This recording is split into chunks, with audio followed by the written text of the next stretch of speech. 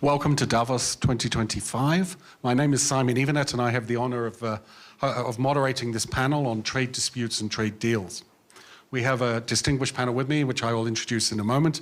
I'm a professor at IMD Business School and co-chair of the Trade Council here at the WEF. The organizers of this panel wanted us to reflect and link trade deals or trade disputes. I imagine, since we are all in the spirit of Davos, we should be thinking about trade deals. But when you think about the link between these two, it seems to me that some trade disputes become trade deals later, and then some trade deals fall apart and become trade disputes, as we are learning in the last few weeks. So the timing of this and the link between trade tensions and trade reforms seems to be quite complex, and I hope we can unpack them here today in this panel. With me, we have 5 speakers, 2 ministers, 2 CEOs, and 1 CFO. We have Minister Diop from Senegal, Minister Saint-Martin from France, Mrs. Pant from BHP. We have Tak Sun from Suntory Holdings, and he has been a senior economic advisor to 4 Japanese prime ministers. And we have Mr. Maya from DHL Group. Thank you all for coming and joining us. We're going to start with a series of opening questions, and then maybe a little discussion amongst ourselves, but we want to leave space for the audience to participate, and I know we have a number of senior officials who are joining us as well, and I'd love to hear what they have to say as well. So, Minister Diop, please, we start with you. There are, as you know, growing geopolitical rivalry. Much is made of the opportunity that this might create for Africa. From you, how do you see this in Senegal as a source of opportunity or risk, and what are you doing to try and push the equation towards the benefits for Senegal? Thank you very much. This is really a very important issue today. Our country, Africa in general, is used to be a provider of raw materials, a trader of raw materials. And today, this mindset is totally changing. We believe that the world is an opportunity of really adding value to your raw materials and making sure that it have a local impact first, in terms of job creation, in terms of growth rate in the country, in terms of GDP growth. So this equation is really something new, and is going to grow in the future. Today you have just one figure. The trade between African countries is still very low. It's less than 15%. So in the future, we want to increase the trade between East African countries and West African countries. But at the same time, since Africa is a reservoir of raw materials, minerals, agro raw materials, fisheries, and all type of raw materials, we see that we need to continue as well to export, to trade with Asia, to trade with Europe, America, to trade with all the different continents. But we need to make sure that it is a win-win situation. In the past, of course, we used to trade in a very unilateral way, where we just was actually accepting the price of whatever it is. And today, I think this is changing. So that's why we talk about now deals. We want to make sure that this trade, these opportunities that Africa has for its raw materials, and for today also, we have another advantage is that every day, country like Senegal, my own country, we discover gas and petrol, a lot of gas and petrol. We discovered last year something like 100,000 barrels a day. In 2 years, it will be 200 barrels a day. So this is going to increase our trade in the world. But it's not only, it's about gas as well. What do we do about it? Are we going to trade it as gas or as petrol, or going to process it into added value product? So this is the way we look at things today in Africa. We are not also, we don't want to be a raw material provider to the world. Okay, we want to have more investors coming in Africa and helping us to process those raw material. Whereas it's phosphate, for example, we discovered in the eastern part of the country, a lot of phosphate. So are we going to export it as it is in the form of phosphoric acid, fertilizer, or are we going to manufacture it locally? So this trade for us is very important. We need to be very open. That's why I'm here. I was just appointed minister 9 months ago.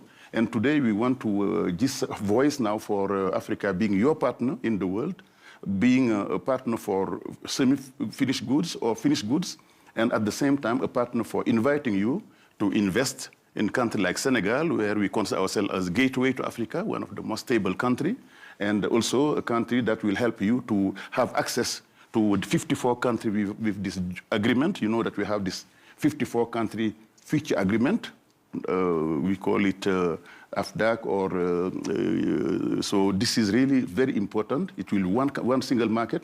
We have another market we call ECOWAS, 15 countries from Nigeria to Senegal.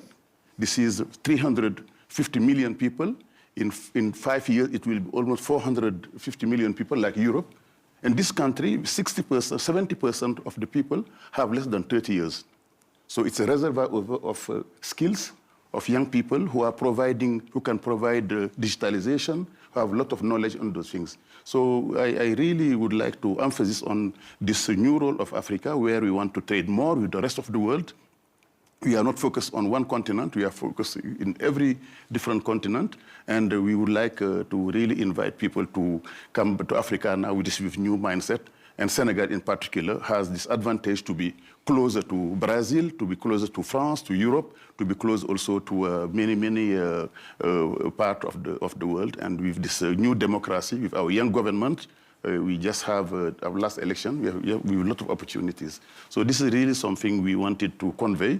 And we, once again, see this commerce, this trade, something very important. But we should go more into a deal than into disputes, of course. There's competition, of course. Africa wants to be now taken very seriously because many people are coming back with a lot of skills from all over the world. I would just tell you, I was working here for almost 15 years for Nestlé. So many people are coming back to bring their expertise in the field of technical field, marketing field, financial field. And this is a new aspect that we need to take into consideration. Thank you, Minister. On the subject of deals versus disputes, we turn now to the Minister for France. We have one or two people around the world who are not so happy with their trading relationship with the with the European Union. And our friend in the White House has made plain his views on this subject. In Europe, we hear discordant voices. Some people arguing that we should negotiate some type of new arrangement with the United States, others saying perhaps we need to respond in different ways. How do you see this matter? Well, first of all, thank you very much for your invitation. You're right, I think the topic of this panel is very accurate with this new geopolitical configuration. And you're right, I'm speaking as the French foreign trade minister, but also as a European Union state member foreign trade minister.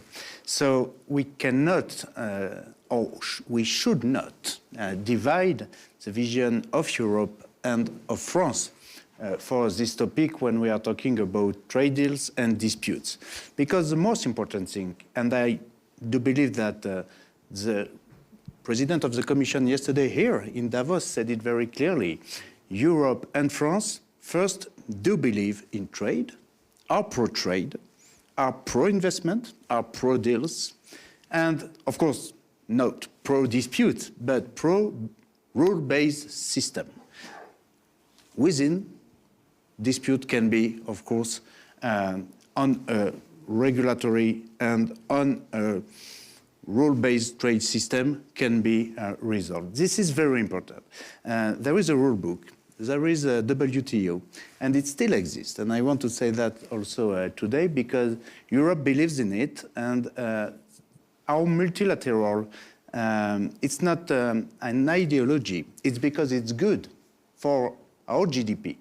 Because it's good for our companies. There are some companies here. They need FTA, they need trade deals. And at the end, it's good for jobs and for employees. So our position in France and in Europe is that we are pro-trade because we do believe it's better, not only for us, but for everyone. So I won't directly answer your question, but what I want to say is that maybe the new situation you pointed out with the election of the new president of the United States might be and should be a wake-up call for Europe. I do believe it. It might be a wake-up call maybe to be more united and to rethink the way we create and the way we think our own trade policy. And Minister Diop talked about relationship with Senegal and Africa in general, but we can think and rethink also in this new configuration our relationship with some countries, for example, in ASEAN, in Latin America, etc., etc. So there is a huge opportunity in this situation to diversify the partnership and trade deals. And inside Europe, I think we should use this situation and this very specific context to maybe focus on building the strengths on our own economy. We should and we must focus on reducing what today make our competitiveness maybe sometimes fragile or weak. For example, I think it's time we reduced price of energy. It's time also for us, and we must, as Europeans, finally reduce or remove what we can call a regulatory burden for our European companies, etc., etc. This is what I mean when I'm talking about wake-up call for Europeans. And I would like to use and benefit from this situation. So for me, it's not a question of danger or how we have to deal with this new Trump administration. It's how we rethink ourselves as Europeans to adapt and to say we still believe in a positive agenda in terms of trade deals. We still believe in multilateralism and on dispute settlement mechanism. We need that. And we didn't change our mind. But we have to change ourselves, and moreover, we have to prepare the worst, of course, and we have to be capable to defend ourselves. This is, I think, a kind of continuation of what we are and what we believe in, and at the same time, an adaptation to this new context, being less naive, being more conscient and more offensive of our own strengths, be on a positive agenda, but prepare the worst. Thank you, Minister. Now I'd like to turn to Mrs. Pant. Your company is trying to navigate this new trade and investment landscape. We've heard a statement here from a minister who would love to see more value addition. Maybe you could help us understand how you would navigate this landscape and also advise governments on what types of policies would make it more conducive for value to be captured in their own country, and as well as serving your customers' needs, of course. Sure, Simon. Firstly, it's a fantastic moment in time that the world looking to do three things from my perspective: continue to develop. There are swathes of the world which still need development, traditional commodity requirement. It needs to change its energy system for security and transition, which requires a lot of commodities and minerals that we produce.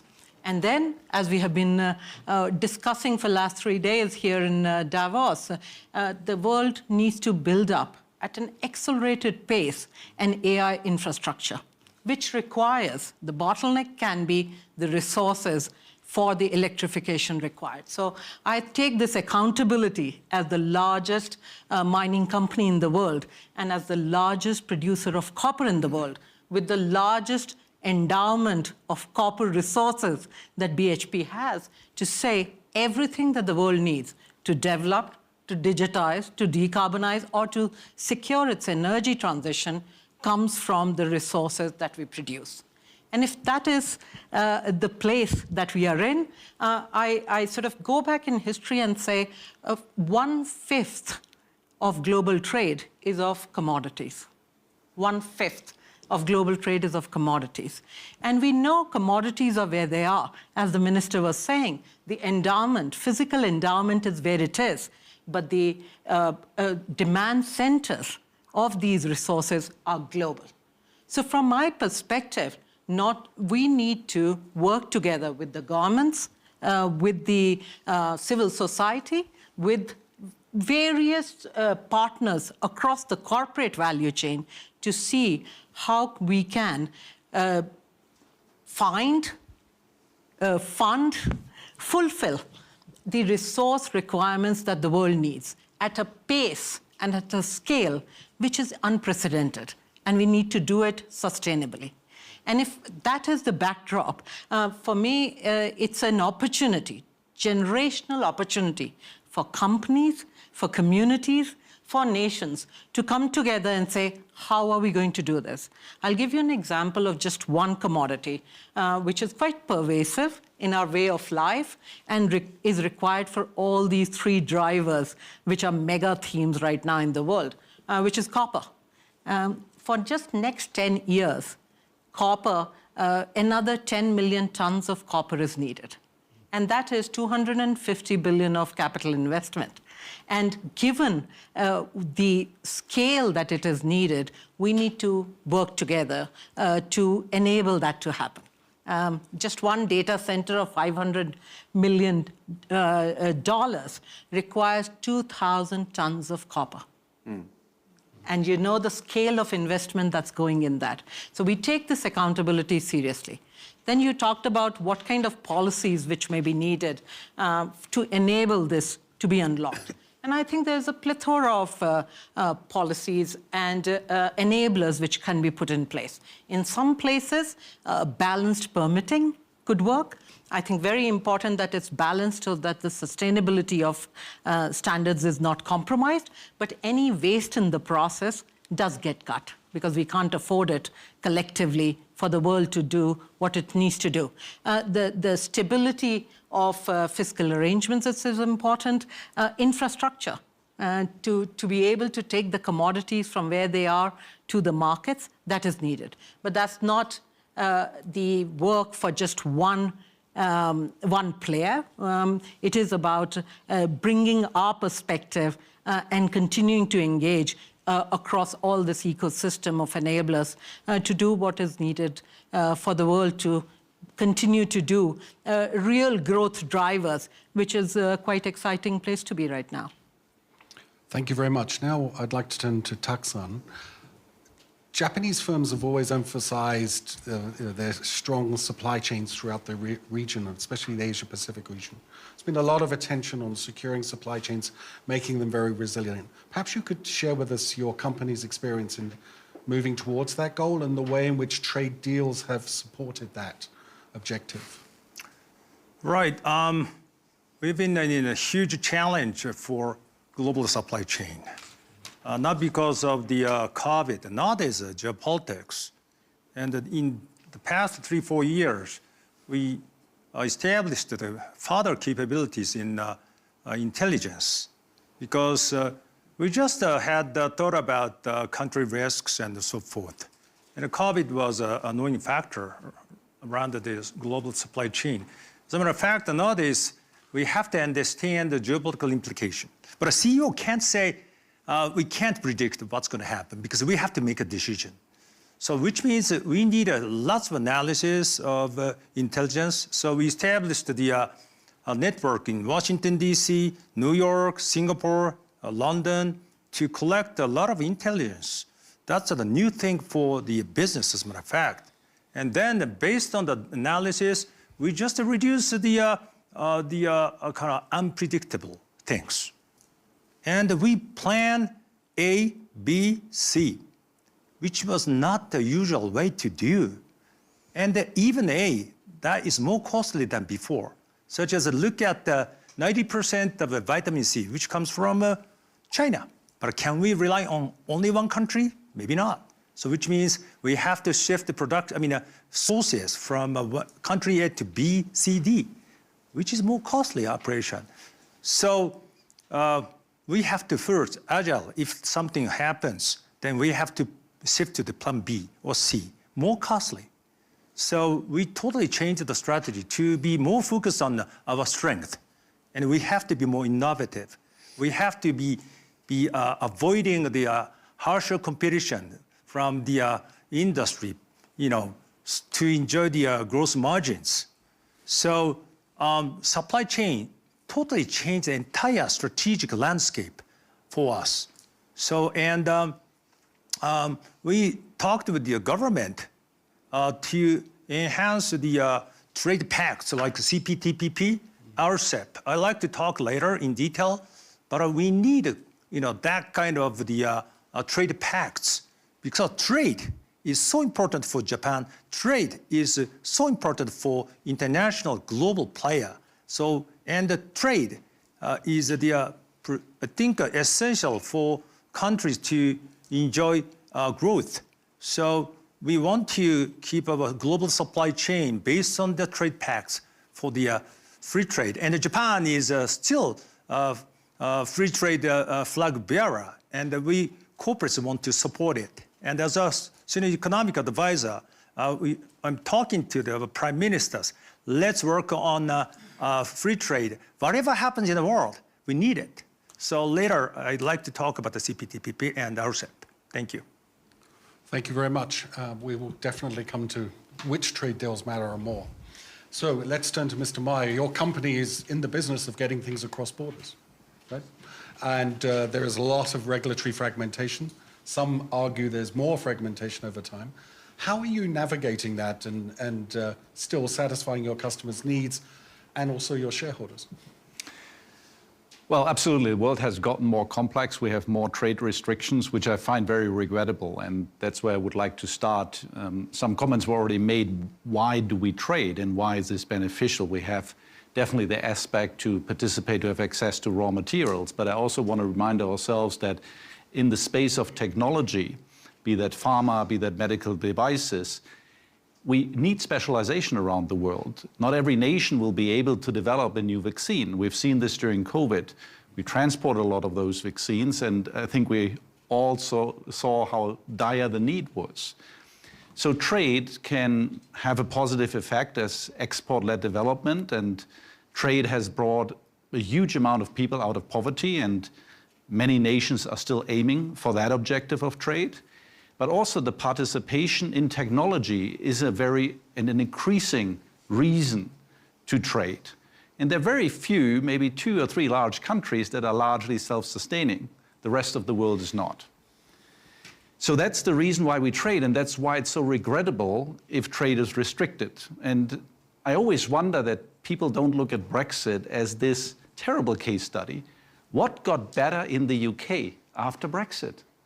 Tell me one thing that is better due to Brexit. I haven't found it. We employ 1,500 additional people doing paperwork. 800 on the UK side, 700 on the continental European side. It's not value adding. It's good business for us, but it's not value adding for the societies. It's a terrible thing.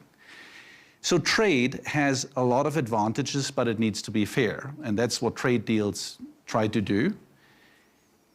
And I think it would be good if nations think about maybe a principle, again, not to expand extraterritorial reach.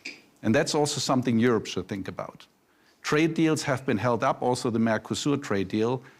And I also hear this, what the Honorable Minister is saying, a big part of the world is tired of being told what to do by the West. We don't talk about it openly, but you see it in the facts. What's growing is the trade with the rest of the world, not being EU and not being US, with China. That's what has been growing the strongest. That trade, China with the rest of the world, is now far bigger than the trade that China has with the US and EU combined. You have nations like Nigeria on the other side of China. 40% of Nigerian imports come from China. So I think it's important to recognize that the failure of doing trade deals, particularly under new conditions, has really led to that economic development, and that a lot of nations silently side with China in this play, at least if you look at the trade figures. So for us, we are globally local. We're present in all markets with local teams. We adhere to the local rules. Conflicting extraterritorial reach and such is a huge complexity for us. It's very difficult to navigate. If the US imposes certain restrictions that China does have a different view on, and there are many of such examples. So it's a complexity that we need to navigate with our customers. There's certain business that we can't do anymore, that we needed to step back from because we can't do it in a compliant way. It's very regrettable. I think it's not what it's intended by those who put those rules in place, but that's what de facto is happening. It goes into other channels. We see a need going forward. Obviously, now we have intense discussions with our customers how we can help them, and we see that happening, that supply chains are adjusting to trade restrictions. It's not for the benefit of the planet. but it's a necessity that business needs to deal with, and that's part of what we do for our customers. Thank you for that. And so let me, if I may, draw together some of the observations we've heard. All 5 speakers want to engage, right, with the rest of the world. And we certainly see that in the data. Since 2010, I checked this morning, for every $1 of extra imports into the United States, between 6 and 7 were exported to other countries. So there's clearly opportunities growing. In the go-go years before the global financial crisis, that ratio was 16 to 1. Okay? So there are markets out there. The question then is how to secure those markets in an environment where security concerns have become important and geopolitical concerns are important. Yet at the same time, we seem to see the bigger players find it more and more difficult to sign free trade agreements, yet we have very active middle powers and smaller economies who have not given up at all, and in some cases, some incredibly active regions who are getting together. So then maybe we could shift the discussion to, okay, what does it take to create trade deals in this current environment, which have the type of commercial payoff that we're looking for, and also deliver the sort of security of supply which we're looking for. So, Mr. Takasan, you said you wanted to make a few comments about RCEP and CPTPP, and then I would like to open it up to our other colleagues. So let's move the discussion to what types of trade deals could really work in the 21st century. Well, there are 2 kinds. One is high standards, like including technology, IP. That's so important for us to protect, for example. And the CPTPP is based on the high standards. And the RCEP is a low standard to promote the trade. Both are so important. And the CPTPP promotes high standards and promote the transparent market to promote the foreign investment to your country. So we are now bringing more participants to the CPTPP. The country which is willing to bring more foreign investment. So the country has to be based on the rules of the CPTPP. And the country needs the high technology, for example, to produce something, but the rule is so important to comply. Then transparent, then you can bring foreign investment for the high-skilled business. So UK just joined. And then Indonesia is raising a hand, and more countries. And what to do with China then? China raised a hand. But my personal opinion, we should start a negotiation. And we have to check if China can comply with the rules. But checking their behavior, now putting a lot of things to the world, and it's a matter of the problem of perhaps the over excessive products are going to the many countries. But look at the RCEP. China is a lot of exports, and China is creating the community of RCEP, which is fine. But we have to bring more countries to pursue the further trade. But what to do with the fairness of the trade? Because most countries are under the deficit because of the China. And I understand the Chinese economy they're producing a lot of things, but how to keep the RCEP in a line to increase the membership? Definitely, we have to have a fair proposition. How to manage the fairness of the trade deficit, trade surplus? That's so important. So anyway, both are the key factors for us to pursue to keep the business, trade toward the better situation, so that we can have the frequent trade and investment. That is a key to grow the GDP in the world. Thank you. I want to turn now to Mrs. Pent. You have a very specific need. Your company invests over decades. Getting policy uncertainty down, it must surely be important to provide you with some type of confidence that your shareholders will get some type of return. So what types of either trade deals or possibly investment accords work best in your sector? What are the aspects of them that really matter the most? And then we can think about how they can be incorporated into agreements. Yeah, sure. So rather than go from trade deal onwards, I would go from what are the enablers for the kind of investment that we need in the resources. And if you look at the enablers, they're pretty simple at one way, if we can put it that way. One is around how do we enable mining to be something which everyone knows how important it is. I think it's on the center of the table in this Davos discussions because it's needed. And if that is assumed is the case, then the way we can get permitting, the way we can get infrastructure, the way we can get the, I agree, with the high standards. I think it's very important. As you said, we invest for 30, 40, 50 years, and we are in that community for that long. And hence, having the right kind of standards around sustainability is something that we are very conscious of, because that brings social value for all stakeholders. However, enabling infrastructure is needed. A lot of unlock of capital will be needed. So investors, governments, companies, communities, all need to come together. As I was saying, just for copper, if it is $250 billion of investment for a period which can take from discovery to sanction 15, 20 years, and then the production happens for next 40 years, that's the kind of investment horizon I have in mind. And for that, stability of fiscal arrangements, stability of just rule of law, that becomes quite important. And governments, of course, have a role to play in that, because this is a high, long horizon, high capex, which requires some kind of de-risking. And the de-risking is through these enablers. Thank you. So, Minister, you would like some of this investment. So, de-risking, you hear from the private sector is a request. You have been in the private sector, so you know this is no surprise to you. Which of the different collaborative instruments out there would be most useful? And notice I said collaborative. I'm not asking you what it is that only Senegal has to do. What can Senegal do with partners which will help de-risk these investments to create the type of jobs and value creation that you're looking for?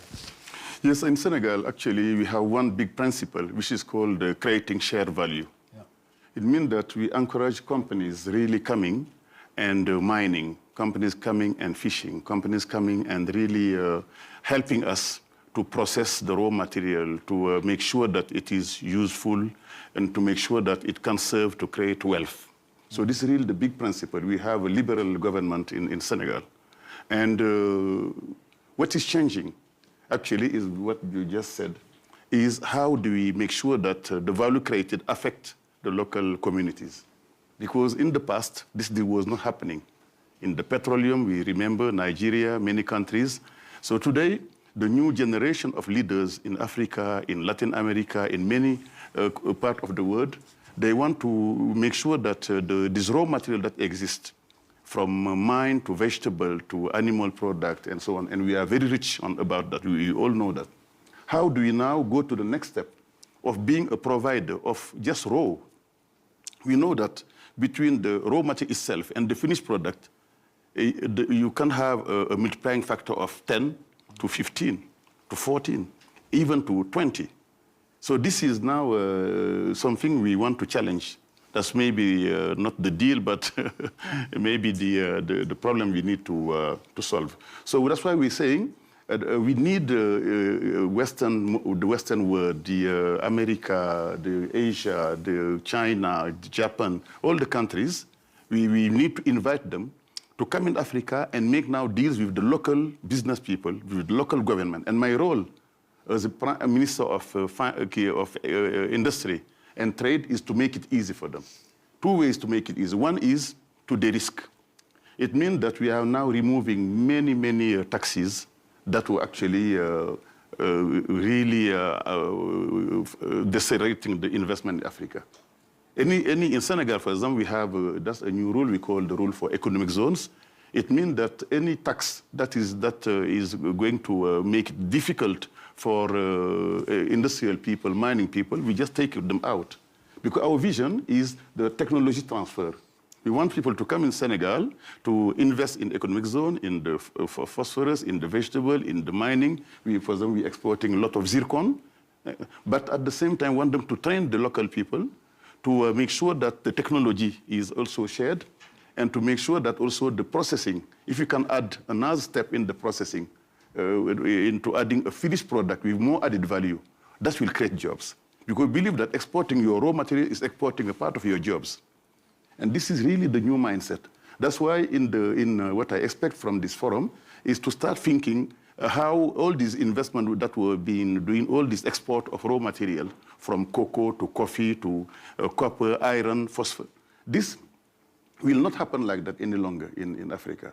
Because we see that in the last 100 years, that was what was happening, from Congo to Zaire and so on, South Africa, many countries.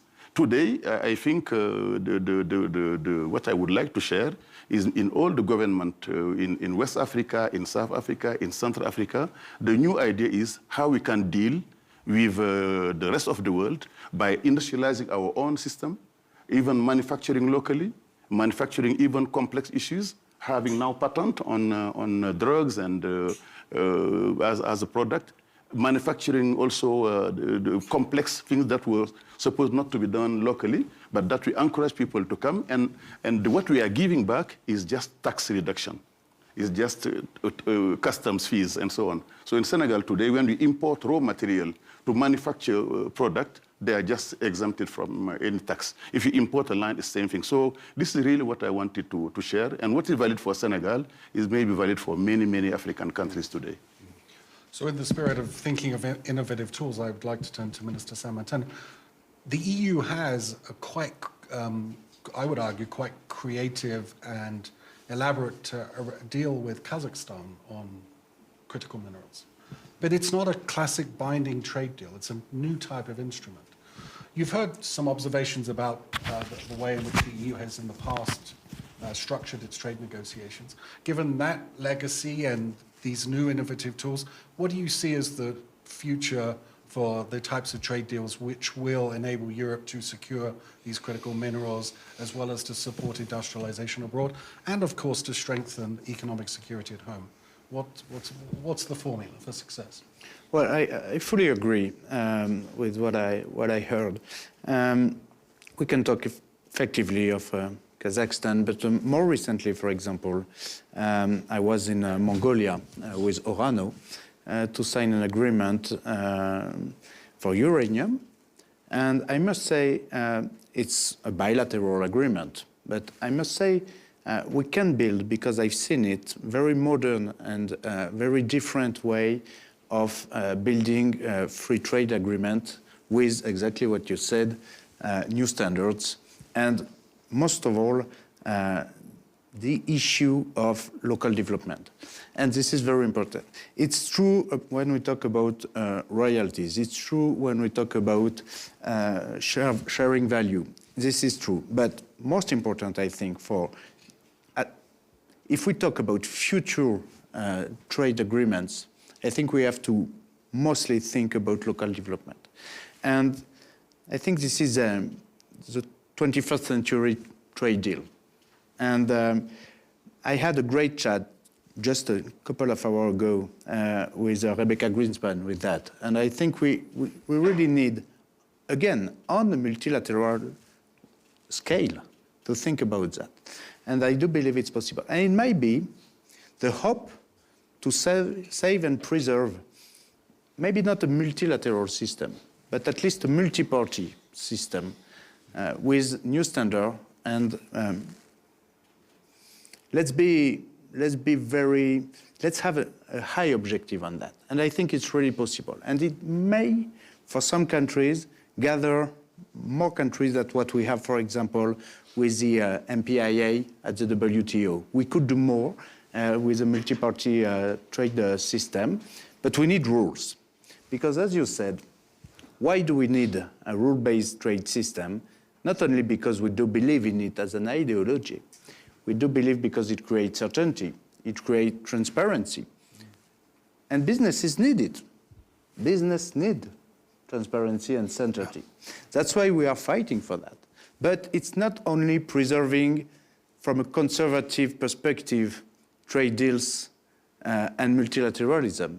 It's because it's good for prosperity, it's good for autonomic strategy, as you said, and it's good tomorrow to develop new way of partnership thanks to trade.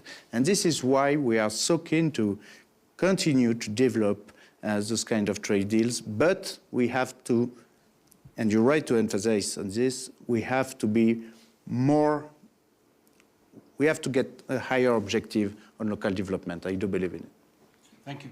I want to give Mr. Meyer an opportunity to reflect on, we have had a number of initiatives over the years, both here in the forum and also at the WTO on enhancing trade facilitation.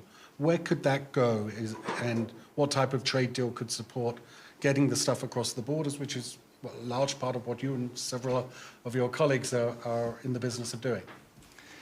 I think what's very important, and I think the discussion shows that, not to mix up the issue about the fairness of trade and the issue with own competitiveness. Because what was outlined for Senegal, for instance, is increasing your competitiveness and thereby, on merits, brings you into a better position to also have fair trade. And I think that is something that is also important in the discussion with China. There is a lot of competitiveness in that market. Now, we still want fair trade, but we shouldn't mix that. So I think having fair trade on merits is an important principle. And to do your homework as a nation on competitiveness is a different issue that is, to some extent, important for the success that you also have as a trading nation. So that, I think, is extremely important to set the right rules. The other topic that I would mention is not only to focus on the trade of goods, particularly also when it comes to the trade imbalances that the US, for instance, has. Yes, the US has a massive imbalance, massive deficit in trade of goods, but they are a huge beneficiary of market access globally for their tech companies. They're a great beneficiary of capital flows into the US. So that, I think, also needs to be seen in a balance, that there is also other benefits of having access to other markets of other nations. And if we recognize that also in those discussions, I think it's much easier to get to good practical trade deals. And I wish, for instance, for the EU to have another look at the carbon border adjustment mechanism. I think this is a looming issue that could be very disruptive for global trade next to more short-term things that we might be facing. I'm a believer that we need such a mechanism. Europe should really advance and should have a high price on carbon. I think that's good. But it needs to be a practical mechanism that is not perceived by other nations as a massive barrier to fair trade. So thank you for that. And in reflecting on this, you made me think of the history of the trading system, where so many of the principles which were advocated, most favored nation treatment, national treatment, having certainty and security, these were actually advocated by the business community in the 20s and 30s of the last century after the chaos that they went through. And I wonder if, listening to this group here, there is another opportunity for the business community to articulate certain principles by which they want to see 21st trade advance, not just in goods, but also in services, and certainly digitally delivered services as well. And I think we also have to listen to what the ministers want to bring to the table as well. We hear, it is not enough just to have market access, we want results. This has to translate into something for living standards. We can't have too many people falling behind, I think is one message one might want to take from the populism of the last few years. So I must say I'm very heartened by this discussion. We could have, after the developments of this past week, gone down a very dark rabbit hole in the past hour or so in this conversation, and I'm very grateful that we've gone in a different way and hopefully charted a possible new path forward, which I hope our friends at the forum can explore. I know they're doing a lot of work on trade facilitation, trade and services, digital trade, as well as classic advanced manufacturing as well, and also critical minerals, which I think are important. So let me thank our panelists for their great contributions. They shared with us a lot of thoughts, and I'm afraid we didn't get time for questions from the audience. Blame me for that, but please congratulate our panelists. Thank you.